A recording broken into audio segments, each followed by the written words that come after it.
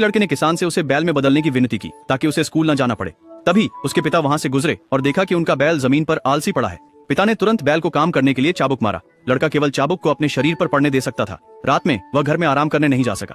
इसके बजाय उसे गंदे खलिहान में लेटना पड़ा। वो इतना भूखा और थका हुआ था कि सो नहीं सका। अगले दिन उसके पिता उसे फिर से खेतों में ले गए। तभी एक लड़का जो बिल्कुल उसकी तरह दिखता था घर से बाहर निकला। बैल ने हैरानी से देखा जब वह लड़का उसके पास से गुजरा। लड़के के आज्ञाकारी व्यवहार ने पिता को गर्व से मुस्कुराने पर मजबूर कर दिया।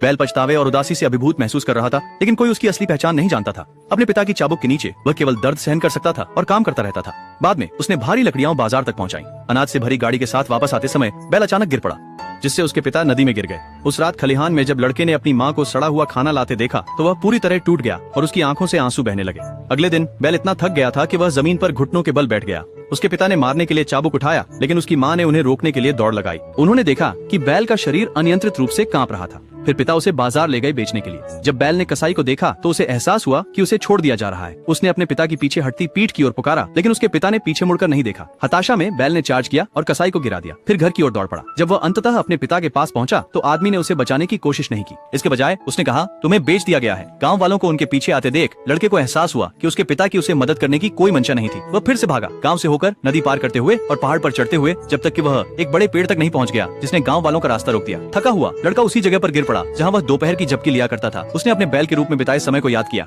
कोई भी उसकी परवाह नहीं करता था, भले ही वह थका हुआ था, और जब वह बीमार पड़ा तो वे उसे मार डालते। फिर भी जब उसके माता पिता की देखभाल थी, वह अक्सर स्कूल छोड़ देता और भोलेपन से सोचता कि बैल होना आसान होगा। पछतावे के आंसू उसकी आंखों से बहने लगे। जल्द ही गांव वाले पहुंच गए। बैल पहाड़ पर चढ़ गया, अपनी जिंदगी को संजोने का दूसरा मौका मांगते हुए, लेकिन उसके पीछे एक खाई थी, कोई बचाव नहीं। जैसे ही वह धीरे धीरे पीछे हटा, उसका संतुलन बिगड़ गया और वह चट्टान से गिर गया। घबराहट में लड़का अचानक जाग गया। ये सब एक बुरा सपना था। उसके बाद से वो हर दिन अपनी माँ के साथ घर के कामों में मदद करता और अपने पिता के साथ लकड़ी काटने और ढोने में मदद करता, कभी आलसी नहीं होता।